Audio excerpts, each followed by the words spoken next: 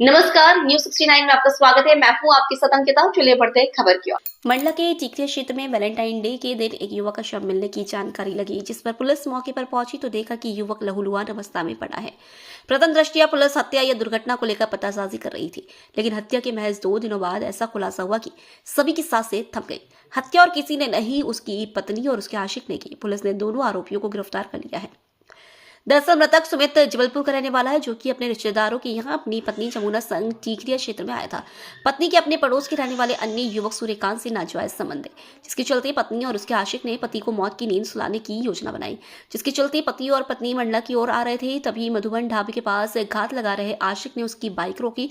पति और आशिक के बीच हाथापाई हुई, जिस पर पत्नी ने अपने आशिक का साथ दिया और आशिक ने बल्ले से पति को मौत की नींद सुला दी। पुलिस ने मृतक के परिवार से जानकारी ली तो पाया कि पत्नी के अन्य युवक से नाजायज संबंध है।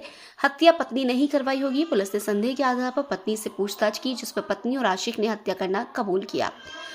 जबलपुर से वाजिद खान की रिपोर्ट।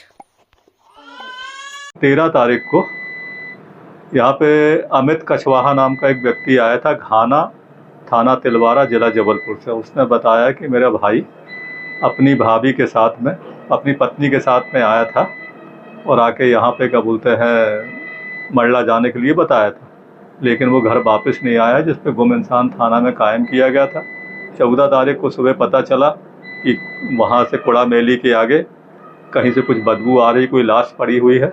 जो हम लोग ने मौके पे जाके देखा तो पता चला कि वहाँ पे अमित का भाई सुमित काछी मृत हालत में पड़ा हुआ है। जब उनके वारसानों को बुलाया गया तब पता चला कि इनके मृतक और उसकी पत्नी के बीच में विवाद चल रहा था।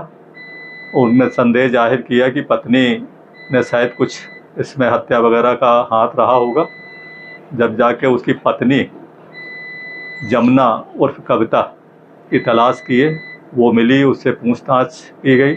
उसके द्वारा बताया गया कि सूर्यकांत त्रिपाठी पंडित जी हैं, जिनसे मेरी पहचान हुई थी, और उन्हीं के साथ संबंध बताते हुए पति से आए दिन लड़ाई बड़ाई हो रही थी। इसलिए हमने अपने पति को रास्ते से हटाने के लिए सूर्यकांत त्रिपाठी के साथ प्लान बनाया और उनको लेकर मंडला तरफ आए। तो कुड़ा मेली मधुबन ढाबा के थोड़ी सा आगे उनको जंगल में ले जाके धारदार हथियार से मारकर उनकी हत्या कर दी है और हम वापस घर चले गए थे। अभी आरोपियों को गिरफ्तार कर लिया गया है।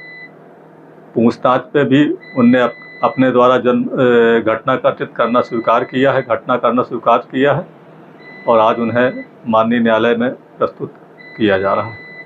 अभी तो धारा 103(1) है, हत्या का मामला है, BNS के तहत कार्रवाई की गई है। अब उसमें और विवेचना के दौरान जो भी तथ्य पाए जाते हैं उसके हिसाब से धारा और यदि बढ़ने की संभावना होगी तो बढ़ाई जाएगी।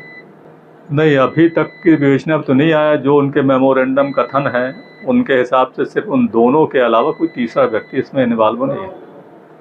हाँ, वो इनके निशादेही पे, आरोपी सूर्यकांत त्रिपाठी की निशादेही पे घटना स्थल से लगभग 100 मीटर की दूरी पर वहाँ पत्तों के पास उसने एक कपड़े में छिपा के रख के फेंक कर चले गए थे। कल दिनांक को ये सब कार्रवाई होकर उनको जब्त किया गया है।